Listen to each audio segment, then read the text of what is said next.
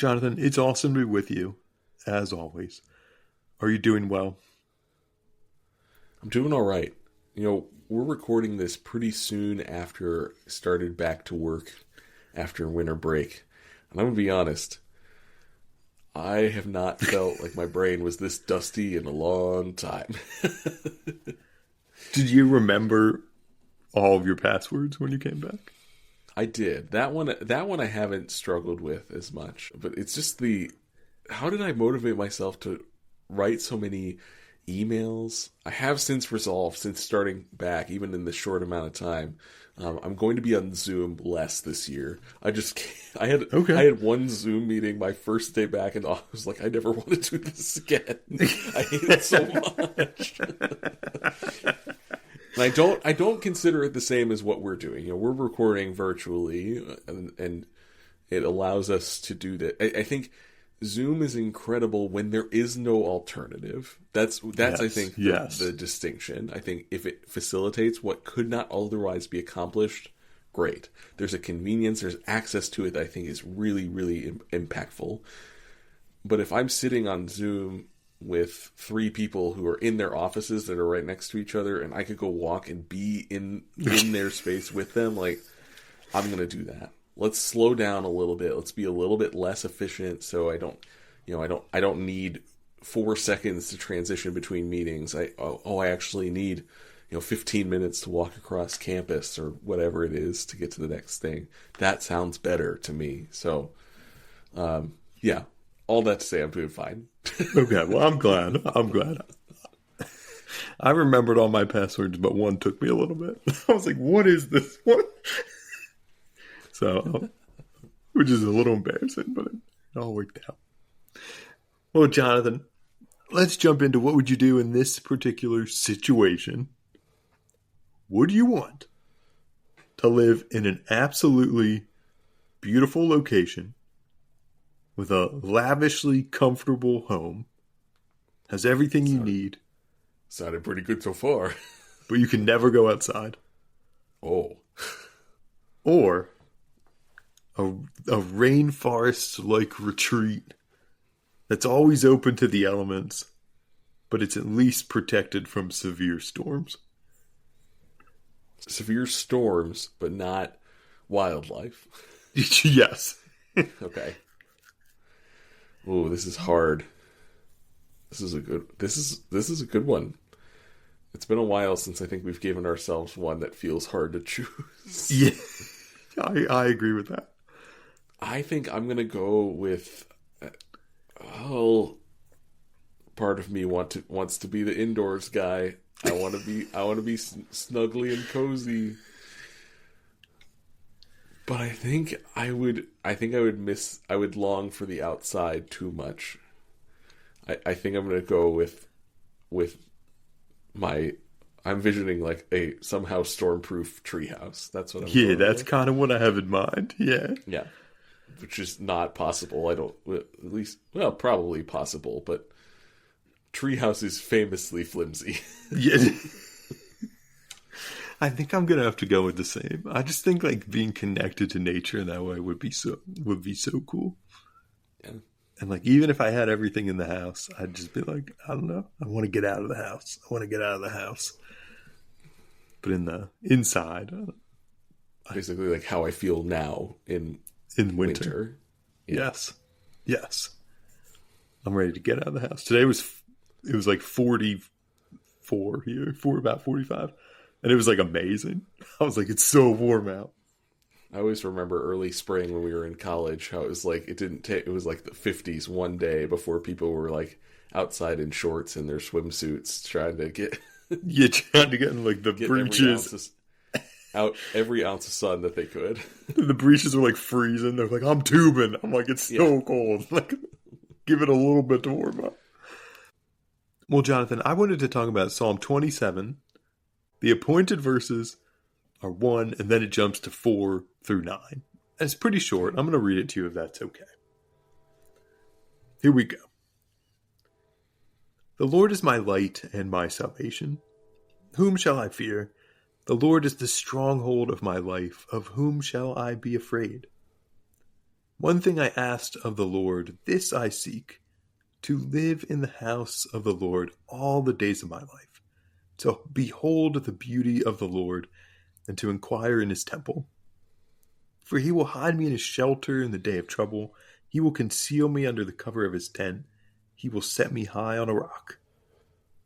Now my head is lifted up above my enemies all around me, and I will offer in his tent sacrifices with shouts of joy. I will sing and make melody to the Lord. Hear, O Lord, when I cry aloud. Be gracious to me and answer me. Come, my heart says, seek his face. Your face, Lord, do I seek. Do not hide your face from me. Do not turn your servant away in anger. You have been my help. Do not cast me off. Do not forsake me, O God of my salvation.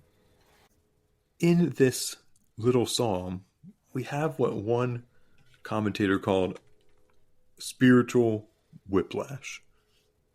It starts so joyously. The Lord is my light and my salvation. And then you get to the end, 9 short verses later, and the psalmist is saying, don't hide your face from me. Don't turn your servant away in anger.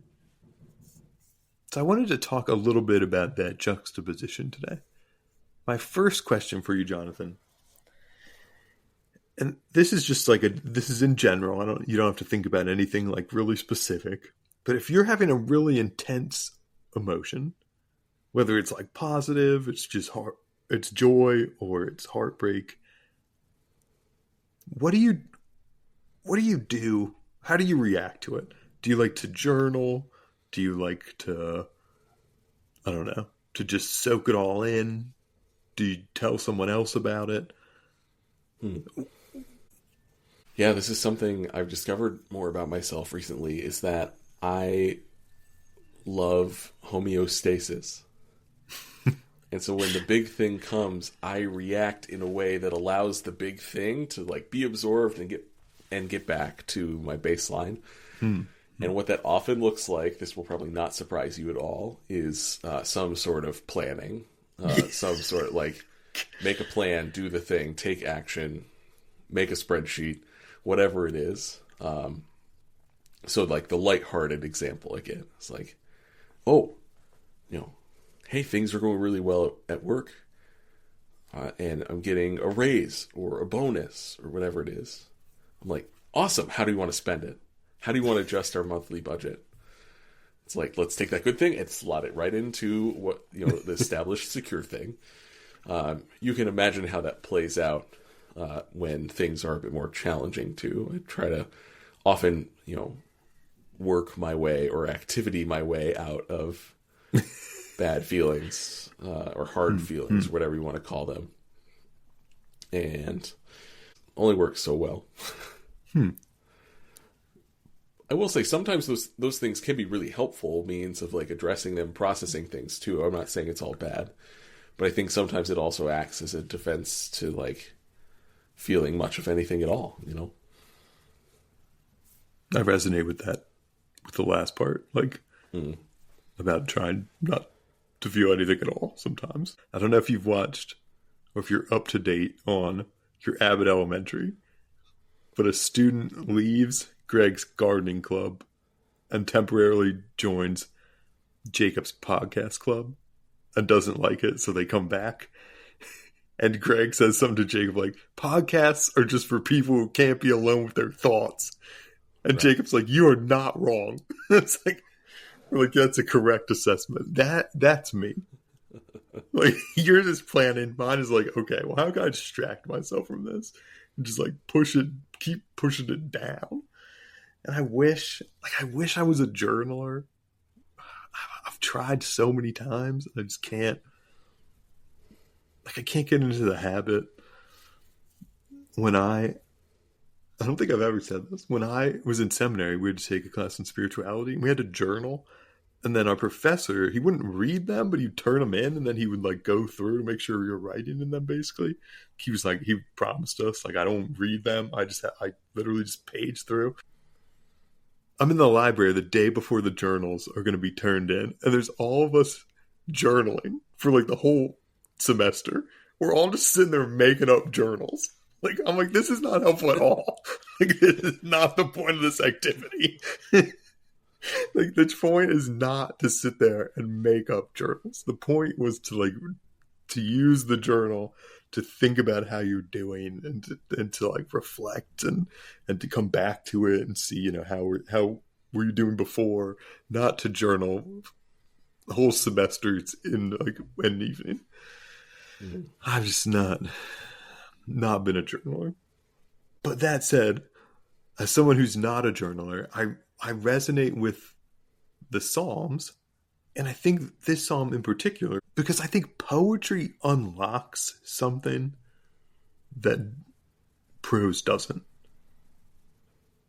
Like, sometimes our prose are, no matter how beautiful it is, it can try to explain away suffering, or it can do what we do. It can plan. It can distract. But the Psalms in particular, especially like the psalm we have here that sort of ends with heartbreak, just inhabits the heartbreak. It's just there in the middle of it. That poetry allows for contradictions, maybe that logic doesn't. So my question, I want to think a little bit about poetry. And I wonder if rhythm and imagery give us, I don't know, I called it a cover to say things to God that would feel like too scary to say in plain speech. Not always even to God, I guess, even to ourselves. Like, sometimes I think you can say things in songs that like you could never just say to people. Like I'm thinking of some of the songs that are like punk, that are like a critical of the government. I'm like, you could like not just say this, but then you put it in the song and people are like, yeah, like, and you can get away with it and sell albums. Or lyrical genius, like, did you ever feel like a plastic bag? Because baby, you're a firework. Come on, let your colors work. I don't even know what that was. Song. I don't know why this song was the one that came to mind, but I think it's a good example of brilliant lyrical poetry, if you ask me. It is. I do remember one of my high school classmates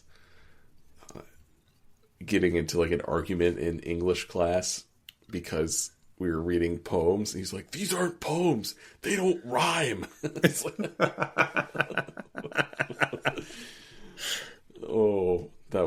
that's funny. There's some poet, and I won't name them A because I don't know their name, but also B because I'm about to trash them. But they're just like an Instagram poet. And like Patty gets so mad because she's like, this is just a sentence that they put on different lines. She's like, this isn't poetry. Like, it just, this is like the first word of the sentence, two more words, next word. She's like, that's a sentence. That's not poetry. And I do kind of resonate with that. I remember learning Hebrew and trying to do Hebrew poetry, like trying to translate it. And I remember looking at the sentence, and it's like 3 words in Hebrew. And then you look in your Bible, and you're like, how'd they get 12 words out of this? It's like, oh, God. Like, I'm scared. Well, it's also like, I know it's not the equivalent necessarily, but I feel like in that space, too, you're doing the function of, like, can you imagine trying to learn English by translating, like, Dr. Seuss books or Shel Silverstein poems? Just like words that are made up and nonsensical to fit the meter or fit the rhyme if you're in that kind of scheme. I don't know. To come back to your question though, like, absolutely there are ways that feel safer to engage. Honestly, the option I think of is text messages. Like, it's so much easier. I think there's maybe a little bit less stigma around text as a communication method now in terms of like what it can be used for. But I know for a long time it was like, oh, you broke up with them over text? Like, you told them that news over text? Like, whatever it is, just but it feels so easy because it's like boop, boop, boop, boop, send, and you set it just like goes out into the world and you're done with it. And whatever it is, if it's a text message, if it's a journal, if it's a song that you're singing, like we're removed enough from the direct interaction with another person that it feels maybe a little bit safer. I don't know how you feel about prayer in that regard, or meditation, reflection, whatever on the practices, but I think for a long time there was part of me that felt that pressure to not bring some of those things into the prayer space too. I think now if I pray, it is very just blunt and honest. It's a lot farther removed from the formula prayer that we offered before a meal at the table, and it's just more like, here I am, here's what I'm thinking. Have fun with that. Just like, I guess a little less apologetic. Yeah. I don't know if you resonate with any of that at all. Some of my prayers get so long because only because I start praying and then in the middle I start thinking about something else. I don't know if this happens to you. And then I come back at the end to what's sort of more prayer. And I'm like, I guess that was one long prayer. But it was just you had to get it out. You just have to get this sort of stuff out of you. And I think poetry might give us a way to do that that's even better than prose. Because you can pack so much meaning into so little space. To kind of go off what we were just talking about in our last episode. You can fill these words with so much meaning. You can fill the cup to the brim. Right. You can play with language in a way that you can in prose. You can leave gaps in it that people can fill in on their own. I think that maybe that's what's so powerful about the Psalms, is that they're sort of semantic gaps, and we fill them with our own experience. We see ourselves in them because there are some gaps. Well, that connects so much to we were talking last episode about language too. It's like sometimes we're just in spaces where we need to make stuff up. Yeah. Because the words that we have aren't sufficient. I'm thinking of everyone's favorite green character on Broadway, especially these days.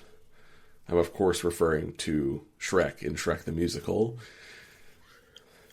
But there's a song in Shrek the Musical. You remember when in the movie when Shrek is going to tell Fiona that he loves her, and right before he overhears Fiona talking about herself as a horrible, ugly ogre, but he thinks he's talking about her. And he's walking up with that big sunflower that he picked for her.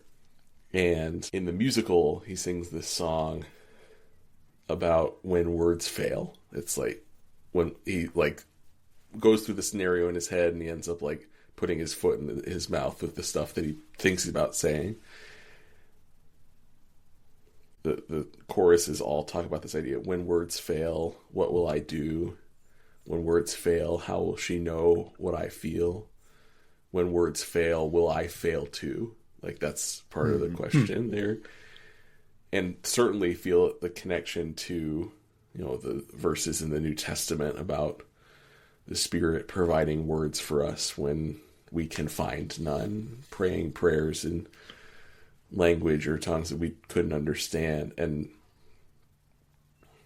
I don't know, there's something about that in the moments where we are experiencing whatever the range of emotion is,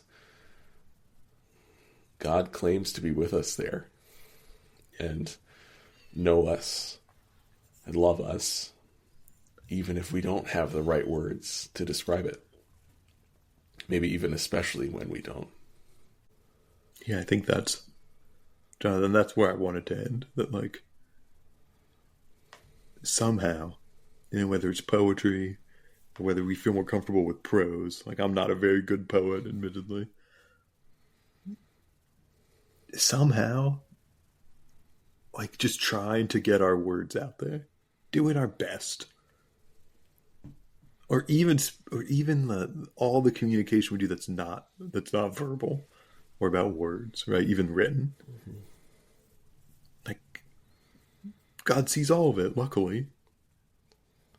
You know, if someone can read our face, like when we're scared, when we're surprised, certainly God can do the same. If your wife can tell when you get a present for Christmas and you have to pretend like you like it, certainly God can tell. God knows. And with that said, I guess I would love, my encouragement is maybe, and this is for me too, is to try poetry. It doesn't have to stick, but to try it. To read it. Maybe it's the Psalms, or there's so many other poets out there. But and maybe to try and write it. To put our words down in a way that isn't limited by grammar. Patty and I disagree on this, because I think you can verb any noun. Have I talked about this before? Well, I just asked you about this the other day. You did, yes. I wanted to know if there was a verb, if there was a verb form of epiphany. Yeah. And I was like, I don't know. And I Googled it. It was epiphanize, right? And I'm like, sure, definitely. My argument is Shakespeare did this all the time. Sure, yeah. And her argument is that I'm not Shakespeare, which is a genuine solid argument. Yes. Touche. But I just think just try it. And you could do that maybe with poetry sometimes. You could use words in ways that you wouldn't in. Yes. And this is the other thing. I've been harping on this a lot. Oh, you're so excited. We don't need to be professionals at something to do something in a way that is meaningful or enjoyable for us too. I think so much of our universe right now is like, I need to do this to, like, for the content. I need to do it for the lore. I need to do it to share with others. I need to do this to monetize it. Like, no.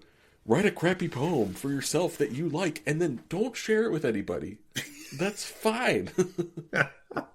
This feels like a Subway take. Like, honestly. Yes. That's okay. I'm gonna hold on to that one. Yeah. I don't know if you ever watched Superstore. Yeah. Where they're doing a toy drive, and they forgot that there was also, like, it's around Christmas time, so I think there's like basically the equivalent of the Salvation Army outside. Okay. And the guy walks in, they ask, do you want to donate to our toy drive? He's like, oh, I already donated outside and posted about it, and it'd be weird to do 2 posts. And they said, you could just not post about it and still give to our toy drive. And they're like, so you would post and then tag me? But yeah, it's just like, where are the spaces where we can sing without thinking about how good we sound, or dance without feeling like we need to be on a reality TV show? It's like, so much of the creative world has been constructed around us now to just be about only being for the experts and the folks who make careers out of it. And I'm like, that's not what creativity is for. If anything, creativity busts all that to say that anyone can come up with anything that is meaningful to them. And so, yeah, let's write some crappy poems, Seth. Let's see what happens. Even if we're just adding spaces to sentences or new lines to sentences. I'm in. I know, you're right. It's like, bring back hobbies that you don't have to be a professional for. Yeah. Right? We've, like, professionalized hobbies and interests. I love that, Jonathan. Let's do it. Let's write some poetry. Well, Jonathan, will you pray with me? Yeah. For just that. God, your arms are wide enough for all the facets of humanity. Take in our pain, doubt, confusion, and fear. Turn it into poetry. inhabit it with us. And on the other side, after stanzas of suffering, remind us that we're yours. Your arms are always wide open for even our worst poems. Pray this through Jesus Christ, our Savior and Lord.